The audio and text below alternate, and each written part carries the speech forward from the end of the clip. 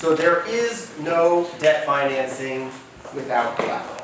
I'm sure somebody will tell me about an exception, but this is the general rule. If you do not have what is called collateral, which I will get to in 1 second, which is all the bullets below, you are not going to have success or be able to find someone to debt finance your project, your picture. So what can be used as collateral? One of the easiest and most available things as a producer, if you put your hat on, is tax credits. There are many great states and Puerto Rico that offer you an incentive to go and film there. And that incentive can work in a number of different ways. Each state is a little bit different. You should certainly, if you're looking to do debt financing or fill in a portion of your budget with debt, tax credits, of course, are a great way to do that. You should do your research. Georgia has the system. Obviously, everyone knows about Georgia. Everything films in Georgia. They have a very attractive one. Louisiana, right next door, also has a very attractive one. And in fact, the state there has set essentially what is called a floor, right? So people think when they are looking at tax credits, and I'm going to get into this when you get to the loan portion in a second, but just so you know, people sort of think, okay, well, I've been told that of my budget, this is a qualifying spend, right? Not all parts of your budget qualify for tax credits. So people always think, okay, well, I was told this is the percentage and I can get this. But you always have to remember when you're thinking about collateral and what that is in tax credits is that it doesn't always work like dollar for dollar exactly the way you are. So you want to do your research as a producer. Again, states offer different percentages. Puerto Rico offers, sometimes depending on the way you do it, if you do it as a co-production, an even more attractive percentage. So you really want to put on your hat and do the research on that. Also, the realities of the type of film will also dictate where you need to shoot. And so you can't just be totally beholden, like, I need tax credits, I want debt, I'm going to do this. You also have to think about it in terms of with your hat on. The next types are 2 different types, and I'll break them out, but foreign pre-sales and estimates. In a model of how pictures historically were almost always sold in the independent world and are oftentimes still sold, you are going to link up with a sales agent, and the sales agent is going to make sales in the foreign market to foreign distributors who are going to agree to buy your film before it is made. And they will agree to pay whatever they're willing to pay, $100,000. You can then take $100,000 for this territory, $200 for this territory, $400 for this territory. You can then go to a lender, sometimes individuals, sometimes there are institutional lenders, like Quantum Media Capital and other parties that our firm works with, and others who we don't work with, and they will say, great. These are well-known foreign sales companies, and we trust them. They say they're going to buy your thing, the paper, they've a signed agreement. We will now lend against those signed agreements. So you, producer, need to make your movie today. You need this money today, not when the movie is delivered, which is when they agree to pay it. A debt financier is going to step in and say, that's good collateral, I will lend against that. Again, similar to tax credits. If you have $600,000 in foreign sales, you're like, great, I'm going to be able to go to someone and get $600,000. You are not going to be able to do that because the lender has to make their money, and they also have to assume risk, and all those things factor into it, and there's going to be a discount applied to it. The neighbor to pre-sales are estimates, which we'll get to the types of loans, but sometimes you can, just with an established foreign sales agent who says, I think I can sell your film with asks and takes at these price points, you may find a lender who is willing to lend against that, saying, I trust this company, they've done a lot of sales, I'm going to do this. Or they've made 6 sales that have all exceeded, the take prices, and so therefore they're going to say, that probably lends me to believe they'll be able to do it. While they haven't, strategically yet been able to do it, more realistically, yes, they will be able to sell that. I will give you even more money to make your movie, because you need it today, to make your movie today, not when the film is delivered. Domestic worldwide minimum guarantees, domestic distributors here will offer you the same thing. I really like your movie, I will give you $3 million. You can take that signed contract with the distributor and take it to a lender, and they may offer you, a large portion of that upfront, so you can actually budget and actually make your movie with that money today. With foreign pre-sales estimates, domestic worldwide minimum guarantees, the thing you want to think about is how do you get those? Because they're not just handing and growing on trees. You know, you need things like an A-list director, an A-list writer, an amazing script, things that have a track record, an A-list, you know, for foreign, you know, in particular, it can be as simple as A-list actor, you know, Bruce Willis is attached to this movie. We can sell this movie to a foreign market because we've sold 100 Bruce Willis movies to this foreign market. We can sell the 101st movie. And that's the way you're going to get those things. And when you have them, then you, again, that gives you leverage. Obviously easier said than done, but that is what creates the collateral in your picture. Another type of collateral is, of course, the picture itself, right? The script, the underlying IP, whatever else you might have in your limited liability company because you're doing things properly and you form things the way Sean told you to. You know, you've got the picture itself, you've got some underlying IP. Maybe that in and of itself has some value. It's hard with just the picture itself to get, you know, serious debt financing involved, but that in combination with the other things might make it a little bit more attractive. Maybe a lender is going to come in and lend sort of on the whole sort of package that you're presenting. Quick question. Just where like where things are now, because things so rapidly change, how much do you guys see a small film, you know, less than 5 million, actually getting foreign pre-sales in the current, you know, where things are? So I see it a decent amount because I represent a couple of lenders and they're lending in those situations. So, you know, you've got to be a well planned out right producer because you've got to have your script, you've got to have your actors lined up, and you've got to have your sales agent in place so the timeline works, right? So that either it happened before a market or it's attractive enough that it didn't even need a market to make sales, whatever the case may be. But yes, I would say we're still seeing some of the old model in existence, you know, for lending. It still exists. Okay. I know that there used to be a lot of foreign pre-sales for the American film market with genre films. Do they still exist with genre films, or has that changed? I'm not going to speculate about the you know, the vagaries of how the market's changing exactly, because as a lawyer I don't get that far into it. But I think it has to do more with who you have attached these days. And maybe there's a style of films that, you know, there are certain sales agents who are just not even taking projects unless they fit within a certain style of film. I think I was just at a panel this week where someone literally said, we're not taking films unless they're action thriller type films. We just can't find markets for them. So while your drama may be great, we're not going to stake estimates. We're not going to put ourselves out there for dramas these days. It's actions, it's thrillers, because that's what we're able to sell. And we're in the business of making money, so that's what we do. Thank you. No problem. Any other? I saw some other hands, maybe they got answered. Is this loan agreement in here for this case, or would this be like a private equity loan? The loan term sheet I put in is kind of like a very generic boilerplate loan term sheet. So like that takes into consideration these types of collaterals, and then you kind of plug and play. So I kind of tried to do like a distilled version, which we'll talk about. Like that term sheet gets signed, and then we do the full-on closing, which we'll talk about later. But it just gives you an idea of all the things the lender is thinking about. And it could be that term sheet could be applicable for a situation where someone's lending against, you know, a combination of foreign pre-sales and domestic worldwide, or frankly maybe all, including the tax credit. It's all just in one term sheet, or sometimes they're going to do tax credits are usually handled separately by separate entities and things like that. But you know, that term sheet sort of contemplates the different things. Again, you as producer need to think about. Now I'm actually going to give you guys some things to think about as we go to the next slides about the different types of loans and agreements that you want to think about. I'm not tying directly to the term sheet, but you'll see tie-ins with it. Yes? In the deals that you're seeing, is there a low budget end for pre-sales where it just doesn't make sense?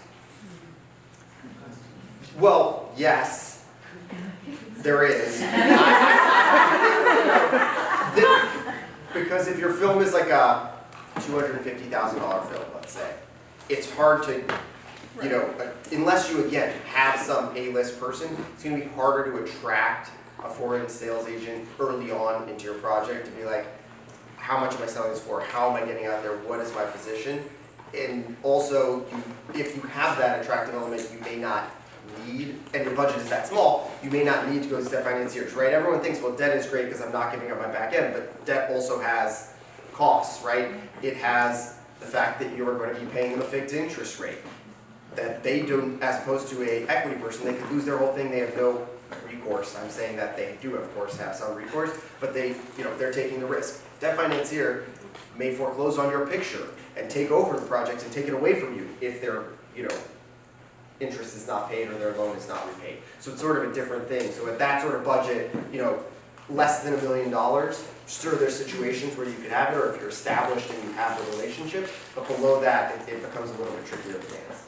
Yes? Yeah, I'm just thinking of like a cart before the horse situation here, because a lot of these tax credits need to be spent and applied within the tax year that you're working within, and a lot of your estimates are gonna expire based on your contract. What point in the process of building a film package do you get involved with debt financing? When we get involved, is that? Right, like you're not gonna do it, 2 years out from when you have to have a start date, you have to have how much, you have to have a So- commitment. There's sort of a natural thing into sort of the stages and different types of debt agreements. So if I don't answer your question as I go through this, ask it to me again and I will give more target. But I think I'm going to cover it as I sort of walk through this. So on the next slide, there are different types of loans. So there are bridge loans, tax credit loans, the loans that we talked about against minimum guarantees and pre-sales, and then gap loans, which are loans against estimates. So starting from the top, how this whole process works, right? You're getting going and you're starting thing and you have collateral and you have this big financier and they seem like, they are moving slower than anyone who has ever wanted to do anything with you in your life. And I can't believe this. My movie needs to start they said they want to give me the money, we signed a term sheet, this is taking forever, and I need to start doing things to make my movie because otherwise they're going to let me the money and my project is going to fall apart because I didn't start in time. They're right. And that is when you need a bridge loan. So a bridge loan can come from, again, individuals or smaller companies who come in and say, you have a great finance plan, everything's lined up, you've done a lot of pre-sales, you have a foreign sales savant has pre-bought your movie or whoever else has bought it, and I will come in and give you X amount of money, a few $100,000, $400,000, maybe even more, depending on the size of your budget, today, based on this finance plan, and get you going, right? You need to start scouting locations, you need people on the ground, you need to start staffing up, and your big lender who's offering you this big pot of money is just not going to do that until much closer to when the production is actually going to start. That's just the reality of how a lot of them work, and you have to come in and this person's going to give you money. It's great, it allows you to do a lot of things. Things you need to think about, of course, are bridge loans have more interest. You've got to factor that in, right? They are going to be taking a fee, anywhere from maybe 10, 20% of, an interest on a fixed basis. I say maybe they'll call it a preferred return so that they're not running into, usury laws, but they are going to charge a pretty good premium. Why? It's riskier money. They see this finance plan, but if the finance plan falls apart or something with your project falls apart, they get left holding the bag and they gave you all this money, so they are going to charge a bit of a premium. And you just have to factor that in when you're looking at it. Yes? What kind of interest is typical? I was throwing out numbers. I mean, some of them may charge you as much as a 20% fixed, even if it's for a 30-day period. Some of them may charge you 10% because you have a track record that you've delivered before and they know, essentially, you're an established producer or you did a project with me before. I know you're going to make this movie, so I will lower my risk profile accordingly. If they've never done it with you, they may, bump that up. Some of them do just charge it on a basis, but usually they're going to call it a preferred return fixed type of rate, sort of in that range. So you do need to factor that in. But then you fall off the cliff, right? So if you're like, okay, I'm shooting in June, the bond should close by then, their default rate could start kicking in July 1st. And let's say then the default rate is 10% per day. I mean, per week. 2.5, you can get in a situation where they're charging you 3% per week. And that is a lot of money. And then you don't have that budgeted, and so basically you're on a road to nowhere, so you have to be really careful about that risk, and it comes up on every closing. Comes up on every closing, where there's a bridge involved. Okay, the next one, and I think this will hopefully answer your question from before about tax credit loans. So, there's a lot of players out there, and I was at a panel earlier this week, and one of the things, it is quote unquote safer money. And so you need to factor that in, right? when you're going out, you want to be doing your research, when you're doing your tax credit loan, on what rates are, really attractive. The bridge financier who's taking this crazy risk, 20% for essentially 30 days with a crazy default rate, that should not be the type of interest rates, you're typically paying for a tax credit loan. Again, it varies by state. Everyone, has their eye on the prize in Georgia, but Georgia has to be resold in the marketplace. Louisiana also has to do that right. And so there are fees and things you need to factor in. And as I talked about before, you can't just think about qualifying spend, this is what qualifies for my budget. I have a great line producer go through it, and therefore I know I can get this amount of money for my budget, and that's what I'm factoring in. You need to think about it with a little bit of a haircut, or shop it, because, and I'll get to your question in 1 second, you need to know that while the money is safer and your premium is less, different places or different things are happening in the marketplace, and you do your research, right? Georgia, Marvel Universe, all those tax credits, things like that, are happening there. Louisiana has a floor that the state set at, I believe, 88 cents, so maybe that's a more attractive place because you can always know it's not going to go below that. Or maybe you need a tropical location in Puerto Rico, and the various things you can do with the co-production situation there, you can bump your rate even higher than your 25-30% you're looking at in some of those states, up into the 40s and even higher potentially, depending on how you set it. Do some shopping, do some research. You may be able to get a more, someone may say, oh, use this company, they're so great, they're gonna do this. And maybe they are, but shop it around. It's, like I said, it's of the money and the type of collateral, it's very safe. They also mitigate their risks in a lot of ways. So you wanna go out and sort of maybe make sure you're getting the best rate, because again, the less that they're taking from it in fees and setup fees, in paying for their legal, and all those things that get built into the tax credit loan is more money you have for your budget, which is really, as the producer, all you care about. So loans against minimum guarantees and pre-sales, again, you're going to get, depending on the reliability of what's called the paper, right, of what you have, who your distributor is, who the foreign distributors are, you are going to be able to get lent against that money at a certain rate. Again, shopping can be key. Sometimes it's not as easy to shop that as it is for a tax credit loan, but you may want to try and see what two different institutional, maybe you're not at the level that you're using the City National Bank, but there are a lot of other companies that are, even though they're not quote-unquote banks, they are institutional lenders. This is their entire business. This is what they do. You may want to get a couple of quotes because they may have a better relation with that current sales agent, trusts their estimates more, and be willing to give you a better percentage. You're always going to be within a range, but sometimes the difference of that range on the 10 and 20% of the margins can make the difference of you meeting your strike price to make your movie and have your budget, and you being 20% short. So definitely, do your homework, figure those things out, and again, it's the loans against minimum guarantees and pre-sales. Usually, maybe you'll just have pre-sales and you're just loaning against that. Maybe you'll have a combination of both and they're lending on everything. Maybe you're breaking the pieces out where you have someone, same lenders lending against a tax credit and those, or maybe you have two different lenders. Obviously, when you have more lenders, it makes your closing a little more complicated, but sometimes that's worth it. Again, as producer, you care about minimizing fees, minimizing setup fees, getting the best deal, not having to sign personal guarantees, and all those things. And so you may find that it's better for you to split it as opposed to giving it all to one. And you thought it was going to be so much easier just going with one party because that would make it for an easier closing. Maybe not. Maybe it is better to have multiple parties in play. The last type is a gap loan.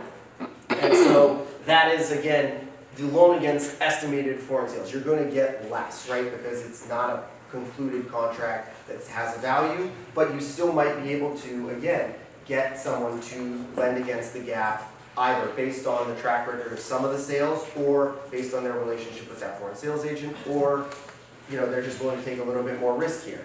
You're not getting, you're getting a much lower percentage, maybe 25% against that, right? The lowest number on the foreign sales estimate sheet. It's not higher. Why? It's riskier money, right? The sale might not happen. It hasn't yet happened. So those are things you have to factor in. So those are sort of like the universe of types of debt that you can take on.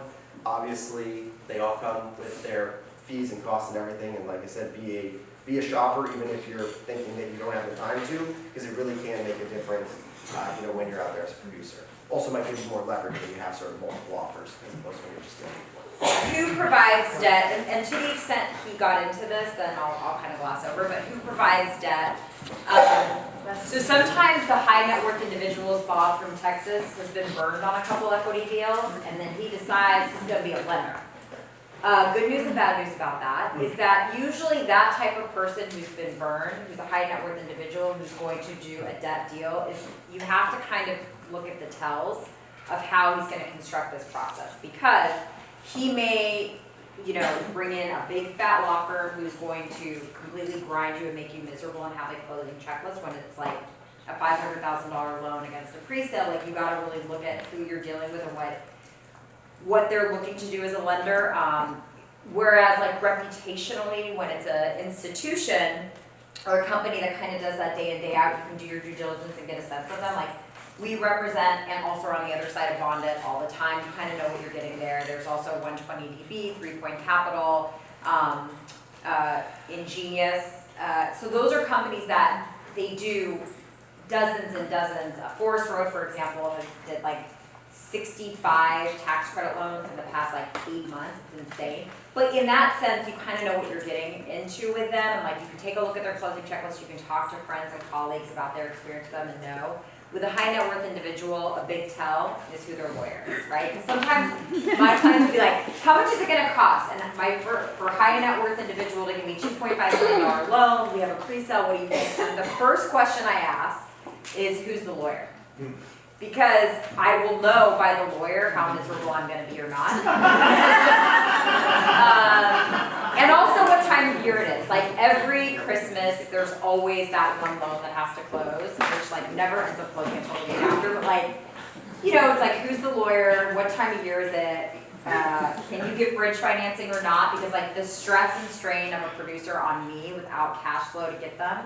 Like, if you need bridge because, you know, Anna Paquin has to start February 1st. It's like, you gotta, like, from my point of view, I'm just looking at the logistics and trying to map it out. And from your point of view, you also gotta know how much stress and duress are you putting yourself into. So base up fund entertainment related loans, they're having a bit of a conundrum right now because while, as Zev pointed out, there's still that structured finance going on. Pre-sales are not what they were. For those of you that may have read a deadline, like, AFM has cut down their number of days, and like Cannes this year was so depressing because there's sort of like the disparity of the middle is getting pushed, and we're kind of existing right now on either sides of the spectrum. You're either in like this cushy over $15 million space that we all want to be when we grow up, or you're kind of in this under $5 million. Generally, like as Zev pointed out, like you may just want to do it through equity and not like do the pain and suffering of dealing with like a big fat law firm.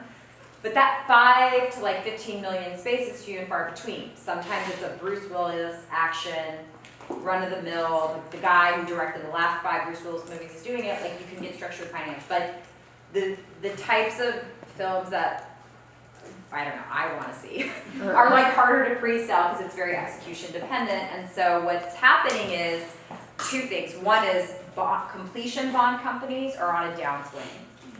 So companies like FFI, which just sold most of their assets and are, I think, on a, you know, they're probably going to recharacterize their company, they're kind of winding down because a lot of those $5 to $15 million movies are now purely just getting financed by SVOD platforms. As you guys know, like Netflix greenlit $2 billion in production. So a lot of that $5 to $15 million film is getting sort of like absorbed by, you know, Disney Plus, Apple, Netflix, etc. And so as independent financiers, like our banks that were traditionally doing a lot of these structured finance, that type of stability, that type of like really secure collateral is few and far between.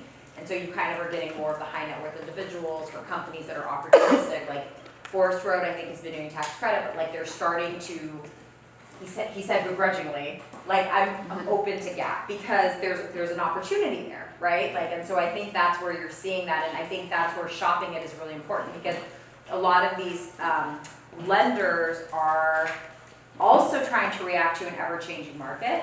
And so a deal, like if they think they're the only one, they're gonna kind of like be the boyfriend that treats you like shit, right? But if like they know you're looking at other opportunities, they may be more competitive because they don't want the other guy to get the deal, they want to get it. And so there is a little bit of that psychology to it, for sure.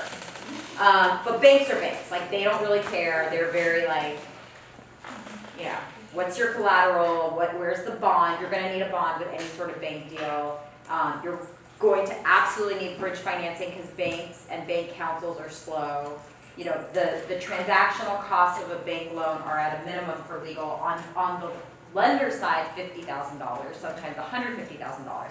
That doesn't seem like anything to you because you're just looking for the net and you want to close. But when you're looking at your waterfall and you don't see why you got net, it's because you gave like, you know, a big fat annoying attorney $150,000. It's, you know, it hurts. So that's true. So what do they get for their investment? Zeb did a really good job of sort of outlining by the types of collateral, the types of things they get, right? But you kind of have to, in totality, it corresponds to the collateral. So tax credit loan is pretty safe and secure. So what they're going to get in terms of interest is going to be more competitive. If they're lending against estimates that are like, I hope I sell, they're going to charge a higher interest rate, right? Interest range from 8 to 25%. There are usury laws that apply, and so what will happen, you have to be really careful, is like on a state-by-state basis, certain lenders can only charge up to a certain percent. There are some entertainment sort of non-bank lenders that have proper filings to charge even more than usury laws. But sometimes what will happen is they'll bake in their interest fees into different categories, which you'll see on the debt term sheet. They'll be like, we're going to charge this interest, but we're also charging a commitment amount. And we're also going to have a reserve for legal and anything else we feel like. And so then when you start to add it up, and you really need to do this as a producer, you're like, okay, they're only charging 10% interest on a tax credit loan, but they're also charging what ends up being another 15% in just stuff. And that's where shopping it out is really important and really knowing what you're getting into in totality, because A, there's the net money you need now to film, and like there's a compulsion and a craziness about that. But you also need to think about like when you're looking at the waterfall, and if your movie only makes $2 million and you were kind of sloppy or desperate or whatever in like closing it, that 500,000 delta is like the difference between you getting a check or not a net, right? So it's like you've got to be disciplined about both sides of the coin. The default interest past the maturity date, so the bridge is a perfect example of like not thinking things about worst case scenario. If you have a bridge, because Akron started February 1st, and the bridge goes out February 15th, and then they start charging 3% per week. And the bridge has a security that they're not going to let go of until you repay them, which means your other money can't come in until they're out. You need to have a conversation with your producers. Okay, let's just talk about this for a second. We have a real chance title issue because we didn't listen to Elsa and we signed the stupidest contract ever.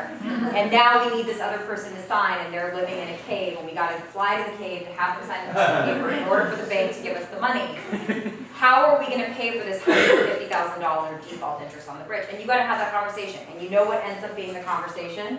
Always, I, the producer, am going to give up whatever budgeted fee I have to make it work. Always. So, and I can look at a loan, like a finance plan, immediately. And the first thing I do is I look at the top sheet and I look at the producer fees. And almost the first conversation I have, depending on how organized they are or not, is that you guys are willing to give this up, right? And sometimes if it's a little light on the producer fees, I'll say, who has a rich uncle or aunt that can give us bridge money without interest? Because like, you know, you gotta figure these things out. So, the other thing that's another, like, don't make a mistake on the the default interest, right? So like you have tax credit lender, you've shopped it out, they're only taking 10%, it makes a lot of sense, but then you need to factor in two things in relation to that. One is the maturity date of when the loan is due, and two is the default rate. Because a big thing that a lot of tax credit lenders do is they'll accelerate the maturity date to a point in which there's no way you're gonna get the tax rebate or tax credit within that time frame. Right? So yeah, it's great to say 10%, but if you know it's like Louisiana, for example, and you have a 12-month maturity date, but actually you know in every line producer that's there that you're not going to get the money in 18 months, then the 10% became 15% because the default rate kicks in 12 months.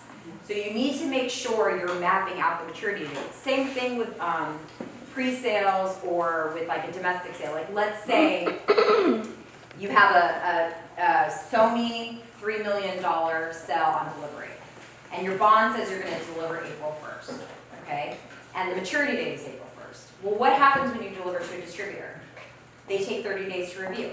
And then what happens? They may send defects. And then what happens? Then you invoice them. So basically, you're already setting yourself up for 2 to 4 months of default interest because you didn't think about your maturity date. Now, The flip side of that is that the lender may say, I'm only gonna do it if I have this maturity date, because if not, you're gonna get less money because I need to factor in more interest. So that's the push-pull of it, but you gotta kind of map out and think about these things and not just be sort of like, whatever, I don't care, I just want the money, right? Like it all is gonna come back to haunt you. Also, why are non-institutional lenders giving money? There's motivation, right? Like, why, it's still risky, it's still a pre-sale of some company in Germany that's already been bankrupt twice. It's a execution-dependent movie where, you know, the actor may not be an essential. There's a lot of risk involved still, right? Like, not everything is gonna go according to plan. So, they may want back end. And that's where when we talk about the 50% pro rata of your equity, if part of your finance plan is equity, but you also have the sort of non-institutional lender needing 2 or 4 points, where is that coming from? And so you need to make sure from the beginning you're mapping these things out. We're never gonna get a bank, we're trying to avoid the bond, you know, it's a $2 million movie, we're gonna have $700,000 in equity, let's build in a reserve of 20% for debt to really kind of give them another kicker, rather than having them charge a default rate. Or let's have a larger maturity date. Like, let's kind of map this out and have things to give them that are not gonna cost us all money and push us further behind. Make sense? Okay. They also want credits, and so like the audacity of debt credits is vast. They will want, you know, animated logo presentation. They'll want like 8 EPs, like their aunt will want to be on, like you gotta be really careful because they'll bake that into the term sheet and you're so excited to get the money, you'll just sign it. But you gotta really be conscientious of it. And like one mistake that producers often make is that if your film is bare and not yet sold to domestic, and you agree to all these animated logos, there are certain distributors that just won't have it. Like they will not agree to multiple animated logos, and for you, your producer, like, this is your goodwill, this is your pay grade, this is what's gonna get you in the business, and now you've sort of given up a presentation credit. You gotta really be thoughtful about those gives, because that's your brand, and that's your credits, and you're diluting it with the investors, and you really gotta think about that. So, again, just kind of getting into that. Approvals and consultation rights. So, I think you asked the question about the domestic. So, most often than not, lenders will say, like, yeah, I'm lending against the pre-sales, but you're not going anywhere until I get my money. What does that mean? That means that lender may say, I want to approve your domestic sale. And you may be in a position where you say, A24 offered us $1.2 million, but they also gave us a theatrical commitment. And Netflix offered us the same. And the lender can say, I don't care, go with Netflix, I want the money. And A24 is a little bit more unstable, like whatever. And so you can be in a really bad position where you're kind of at their mercy. Sometimes you can't get away with it because that's like what the debt financer needs, but you have to be really conscious of that. You also may have lenders that'll be like, I want final cut. Well, good Lord. Like that is a big give, right? And that is a scary give, and that is something you really got to deconstruct and get into. Now, you can combat that with the realities of your situation. This director has done 8 other movies. They're agreeing, like this is the material screenplay that everyone's conformed to. We have essential element insurance. You can't sort of embed final cut into that, but it's a push-pull and you gotta be really careful about those gives. Some investors will want takeover rights. They may say, you know what, and this is without a bond, right? If you're 10% over budget, or if I just don't like you or whatever, I can come in and take over and I'll become the producer de facto. So it's a little bit more of an aggressive right than just foreclosing and taking over. So you gotta really look at what the lender's rights are. The other thing too is, you have a tax credit lender, and you have a lender that's lending against the pre-sales. And then you got crazy lender to agree against the gap. You have 3 lenders. You have to almost do a flowchart of who gets what rights. Because what you also don't want to do is be in blatant breach, where you said to the tax credit lender, anything I spend in Georgia that is more than 10% you have approval of. And you told the other lender, any change in the budget by 10% you have approval of, and they're like, wait a second, we both have rights, it's a problem. And so, as we'll see in the closing call, when you're representing the lender, right, you need to connect the dots and make the parties all get into inter-party agreements or inter-creditor agreements with each other. But when you're setting it up, you don't want to set yourself up for failure by not sort of matching up the things. And that's where you need a good lawyer to help walk you through that, but you gotta also need to think about those things. So like I said, most lenders charge legal fees. Ideally, you want to try to cap them. Sometimes they don't, like banks would never. But in a competitive situation, if you're like, look, tax credit lender, you're all the same, but this guy has an open-ended legal fee, can you guys cap it? And we can kind of confer with your attorney as to who that attorney is. They're easy, we have precedent with them, we can turn that around quickly. Those are all things that help. They'll build in financing fees and commitment fees that are charged in addition to the interest. And again, you as the producer need to make sure you understand the distinction between the net to your production budget and what they're taking at closing, right? Because you still have to get to your full budget of what you need. So the investment gets placed in the limited liability company, but one thing to think about that you have to be careful of is, like, let's say you're shooting in Louisiana and you're hiring a company down there to shoot, and you're giving them the $1 million to shoot for those 3 weeks. The tax credit lender or the other lenders may want to take security against that company. So when you talk about the personal guarantee, there's also the exposure of where the security or where the lender sort of like reaches. And so when you divide the money or divide the production, the lender may take a position that they're going to want security into the multiple entities, and that's just something to be aware of from the beginning as you're setting up and partnering up with people. So debt investors are motivated on collateral, right? So like the better the collateral, ideally the more traditional, the cheaper the money possibly is, right? The more risky the money is, the more it starts to become an equity financier. So, you know, Zeb had pointed out collateral can be the picture itself. But if you're a debt financier and you don't have a pre-sale, and you don't have a sales agent, and you don't have anything, and you have ultimate approvals, the difference between the equity and the debt in that point is exactly what Zeb pointed out, which is, at a certain point in time of maturity date, if it's not repaid, the difference between the equity and debt in that situation is they can foreclose and take over and just box you out, right? So the debt financier that is doing the picture itself is like an equity financier with shark teeth, in the nicest way possible, but you're giving them due recourse to do something to your asset, right? And if you have a personal guarantee, to do something to you. Versus in equity, there's a bit of a understanding that if it all doesn't work out, we all sink in the ship together, right? So you got to make sure you know. I would also say that, like, it's really important that you look at who your debt financier is, because you're giving them approval rights, right? So one fight that I get into all the time, and I don't always necessarily win, is like we just did a movie where the debt financier took significant risk. So they had approvals over the producers, the distribution rights, etc. But my clients and I decided that it was really that guy who was running the company who we trusted. Like, we just didn't think he would screw us. But the debt financier has the right to syndicate. So he may say, hey, financiers, I have a pretty good deal. Do you guys want to put money in? And at that point, I didn't want to be in a position where the approval right got shifted to another person. Because I don't think this guy, Jim, is going to screw us over. I feel like he's going to be a good partner. But if he gives it to Bob, the Texas financier who's disgruntled, Bob may be like, I'm not agreeing to any agreement. I want you to do something with Amazon. And then I'm just stuck. So you have to be really careful about the transferability of approvals and who you're getting into business with and what they can do with the loan that you're doing with them, to be really careful about that. So that's a who. Okay. So now we're going to bring, before I do that, is there any sort of like debt questions before we? Yes.